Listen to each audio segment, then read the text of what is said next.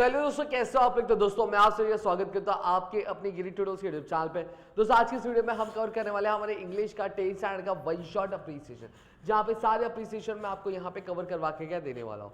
तो जो भी चीज़ें मैं यहाँ पे बताऊंगा उसको बहुत ही अच्छी तरीके से नोट कर लेना, चीज़ों को ध्यान में रख लेना। अगर आपको और भी कोई वीडियो चाहिए, जैसे राइटिंग स्किल का हो गया, वन शॉट ग्रामर का हो गया, PYQ से रिलेटेड कोई अगर वीडियो चाहिए तो please do let me in the comment section.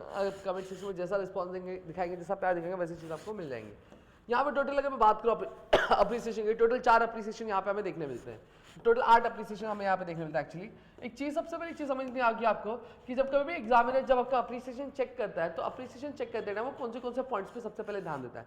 सबसे पहली चीज़, एग्जामिनर एक्सपेक्ट करते हैं कि जो स्टूडेंट होगा वो टाइटल लिखेगा, पोएम का नाम लिखेगा, राइम स्कीम लिखेगा, ठीक है, पोएट का नाम लिखेगा, फिर फिगर ऑफ स्पीच लिखेगा और थीम लिखेगा। समझ में आ गया। ये 4 चीज़ें हैं, ये 4 से 5 चीज़ें हैं जो एग्जामिनर एक्सपेक्ट करता है कि एक बच्चा जो एग्जामिनेशन में लिखेगा। कितने मार्क्स के लिए आता है अप्रिसिएशन? अगर आपकी बात करूँ तो आपके लिए 5 मार्क्स का अप्रिसिएशन यहाँ पे हमें एग्जाम में पूछा जाता है।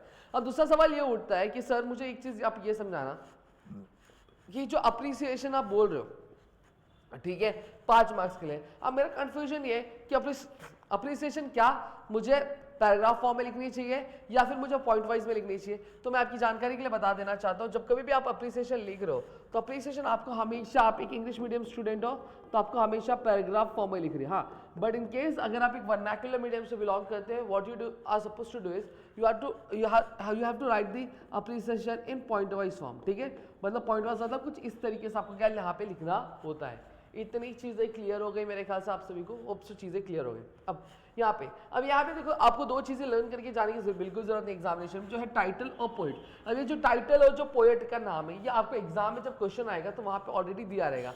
आपको पोएम का नाम दिया रहेगा, पोएम पूरी दी और नीचे क्या रहेगा, पोएट का नाम क्या दिया रहेगा। तो वहाँ से आपको एज इट इज कॉपी करके सेंटेंस के फॉर्म में क्या लिखना होता है। अब सर सवाल ये तीसरा कि पैराग्राफ कितने बनाने हैं। जो सीधी बात करूँ तो यहाँ पे 3 पैराग्राफ आपको क्या बनाने होते हैं। 3 पैराग्राफ में कैसे करना है, पहले पैराग्राफ में आपका टाइटल और पोएट का नाम होना चाहिए, दूसरे पैराग्राफ में राइम स्कीम और फिगर ऑफ स्पीच के बारे में, और लास्ट पैराग्राफ में आपको थीम के बारे में क्या लिखना रहता है। सर कितने पेज का लिखना होता है? देखो पेज इन द सेंस अगर बात करता हूँ, टोटल आपको 8 से 10 लाइन लिखनी होती है। कितनी? 8 से 10 लाइन आपको यहाँ पे लिखना होता है। समझ में आ गया। कुछ इस तरीके से आपका पूरा अप्रिसिएशन का ओवरव्यू मैंने यहाँ पे दे दिया, हम सबको चीज़ें क्लियर हो गई, समझे। अब एक एक करके यहाँ पे चीज़ों के बारे में बात करता हूँ, समझाने की कोशिश करता हूँ बेसिकली चीज़ें हैं क्या और किस तरीके से वर्कआउट यहाँ पे करती हैं।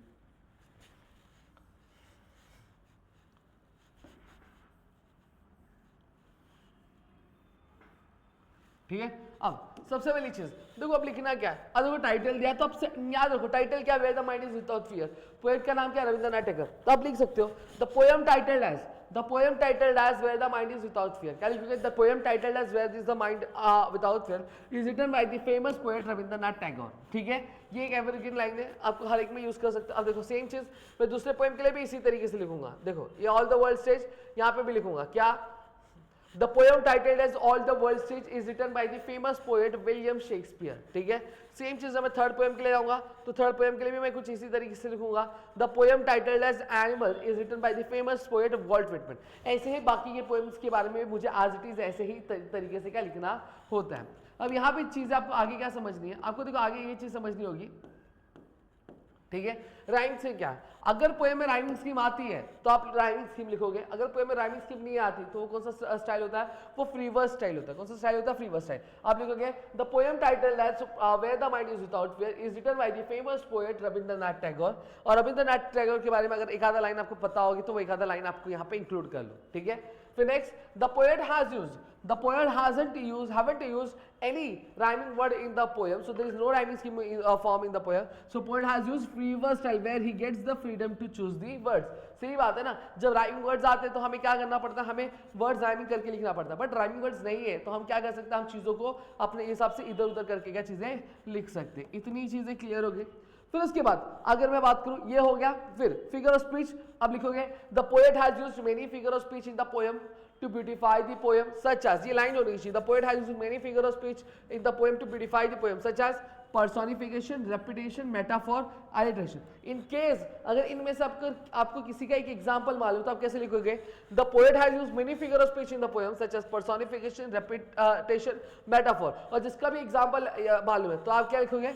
The poet has used many figures of speech in the poem to define the poem such as personification, repetition, metaphor.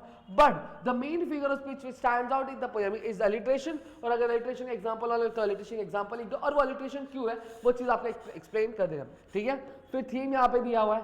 theme क्या है कि ये जो poem है, ये poem क्या एक तरीके का प्रेयर है गॉड को, ठीक है? जहाँ पर वो क्या चाहते हैं टैगोर कि वो अपनी कंट्री को एक ऐसी जगह में अवेकन करना चाहते हैं जहाँ पे फ्रीडम क्या हो, फ्रीडम हर एक चीज को, बोलने से लेकर खाने से लेकर घूमने तक, समझा? तो इस तरीके से चीजें लिखनी आपकी होती है। यहाँ पे मैंने दिया हुआ, आप इसको एक बार रीड भी कर सकते हो। नेक्स्ट आगे, all the world stage same तरीके से लिखेंगे। The poem titled as all the world stage is written by the famous poet William Shakespeare. अब विलियम शेक्सपियर या फिर पोएम से रिलेटेड जो एक आधा लाइन पता होगी वो एक आधा लाइन आप यहाँ पे लिख सकते हो, ठीक है? The poet haven't used any The poet has used blank verse style of writing the poem. The poet has used many figures of speech to beautify the poem such as metaphor, simile, alliteration, repetition.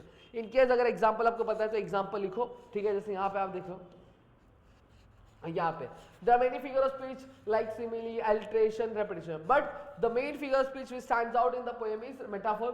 और metaphor क्यों है तो यहाँ पे देखो example दिया और उसको एक्सप्लेन भी यहाँ पे मैंने करके दिया हुआ है, ठीक है?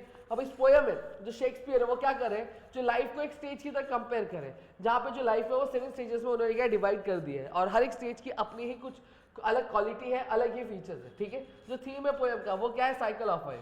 ये हमें बताता है कि कैसे एक जो है एक जब शुरुआत करता है तो कैसे इन्फेंट की तरह शुरुआत करता है। इन्फेंट मतलब क्या होता है? कैसे नौजवान शिशु की तरह शुरुआत करता है जो कि हेल्पलेस होता है और वो कुछ भी समझता नहीं है और मरता भी है। जब उसकी डेथ भी होती है तो डेथ भी एकदम बच्चा बन के मरता है, मतलब वो उम्र से बड़ा हो जाता है बट उसका जो दिमाग होता है वो बच्चे की तरह ही हो जाता है और वो कुछ भी समझता नहीं है। समझ में आ गया कि उसके आजू बाजू क्या हो रहा है?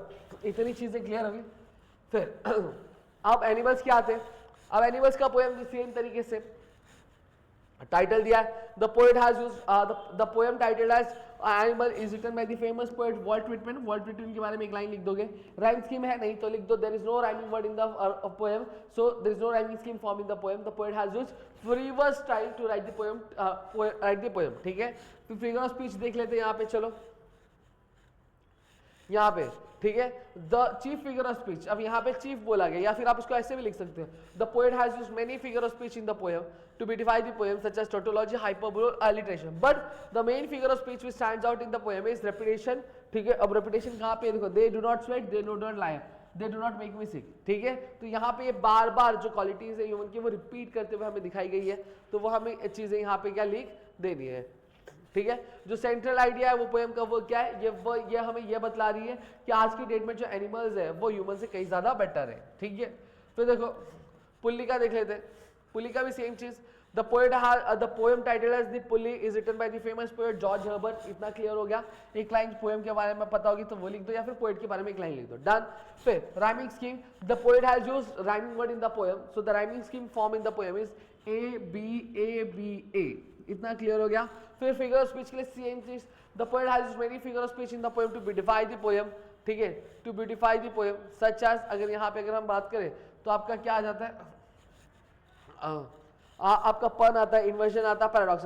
But the main figure of speech stands out in the poem is metaphor. Metaphor क्यों? ये देखो एग्जांपल है, जो एग्जांपल क्या, the glass of blessing signifies the sum of all human qualities bestowed on man, ठीक है? फिर उसके बाद अगर हम बात करें थीम की बात करें, the central idea of the poem is explains that the reason why the man is continuously restless, समझ में आ गया? उसकी पूरी लाइफ था। अब उसकी अकॉर्डिंग टू पोएट के हिसाब से ये क्यों होता है? This is because God with held quality of rest from man so that man thought will ultimately turn towards the God is creator. अब ये ऐसा हमेशा क्यों सोचता रहता है कि इंसान को जो भगवान ने वो क्या किया है, रेस्टलेस क्यों बनाया? क्यों? कहीं ना कहीं वो हमेशा बिजी रहो, थके, और थकने के बाद वो बार बार क्या करे, भगवान को याद करे। वरना अगर उसको सब सुख मिल जाएगा तो भगवान को याद करेगा क्या? भगवान को याद करेगा नहीं, ठीक है? फिर आता है नाइट ऑफ द स्कॉर्पियन। क्या आता है आपका? Night of the Scorpion. अब नाइट ऑफ द स्कॉर्पियन की बात करूं, the poem title as Night of the Scorpion is written by the famous poet Nissim Ezekiel. क्या? नजीम एजिकियल। राइमिंग स्कीम की अगर बात करूं तो एक लाइन ऑफ नजीम एजिकियल के बारे में लिख दो या फिर पोएम के बारे में लिख दो, डन। फिर उसके राइमिंग स्कीम क्या है, the poet hasn't used any rhyming words in the poem, so there is no rhyming scheme in the form in the poem, so the poet has used free word style, ठीक है, where he gets the freedom to choose the words. इतनी चीजें clear होगी। Figure of speech क्या है, ठीक है, figure of speech क्या है, फिगर ऑफ स्पीच ये है, the poet has used many figure of speech to beautify the poem such as metaphor, alliteration और सिमिली। यहाँ पे हमें क्या दिया गया और एंटीथेसिस भी यहाँ पे दिया गया, क्लियर हो गया। फिर उसके बाद मैसेज क्या दे रहा है, थीम क्या है, the theme of the central idea या फिर थीम ऑफ द पोएम क्या बोला गया है, जो पोएम है वो क्या डिपिक्ट करता है, एक सेल्फलेसनेस डिपिक्ट कर रहा है, ठीक है, जो एक अनकंडीशनल लव होता है एक माँ का, उसको जो कि क्या एक स्कॉर्पियन द्वारा क्या डसी गई है, ठीक है, साथ ही साथ एक्सप्लेन करता है जो केयर और अफेक्शन जो विलेजर्स को था और उनका जो एफर्ट्स था, क्या एक जो मदर का जो पेन है उसको कंफर्ट करने में, उसके बारे में यहाँ पे बात की गई है। फिर आगे the will to win, the will to win की अगर बात करूं अगेन देखो सेम चीज, the poem title as the will to win is written by the famous poet Berton Braley, ठीक है। फिर उसके बाद अगर मैं बात करूं राइमिंग स्कीम की तो कोई भी स्पेसिफिक राइमिंग स्कीम यहाँ पे है नहीं, the poem has no specific rhyming scheme but the rhymes are used randomly all throughout. क्या बोला गया, पोएम में कोई भी स्पेसिफिक राइमिंग स्कीम नहीं है बट जो राइम्स है वो यूज की है, क्या किए रैंडमली यूज की है। जो मोस्ट कॉमन टाइप है लाइंस का वो एंड किससे हो रहा है, इट से, जैसे for it, of it, without it, about it, समझ में, बिगेट इट, गेट इट, ठीक है, sweat for it, fret for it and so on, ऐसे। दूसरे जो एग्जांपल है वो capacity, sagacity, tenacity, pain, brain, ऐसे राइमिंग वर्ड्स का यूज किए गए, बट ये ऐसा नहीं सीक्वेंस में, समझ में आ गया। फिर उसके बाद the figure of speech use in the poem is climax, tautology, answer, but the main figure of speech क्या हमारा रेपिटेशन है, ठीक है, रेपिटेशन क्यों कि जो फॉर इट ये जो शब्द है ये बार बार क्या हो रहा है, रिपीट हो रहा है, ठीक है। पोएट क्या दे रहे हैं, पोएट हमें एक फॉर्मूला दे रहे हैं, क्या फॉर्मूला दे रहे हैं, जिससे अगर हम फॉलो करते हैं, जिससे हम अपनी लाइफ में अगर अप्लाई करते हैं तो हम फॉर श्योर क्या सक्सेस हमें मिलने ही वाला है। साथ ही साथ हमें बताता है कि हमें क्या करना चाहिए और क्या हमें करना नहीं चाहिए, क्या हमें चीजें, कौन सी चीजें हमें आगे लेके जाएंगे और कौन सी चीजें हमें क्या पीछे रखेंगे, समझा। फिर क्या, a thing of beauty is a joy for ever. फिर again the poem title as a thing of beauty is a joy for ever is written by the poet John Keats, ठीक है।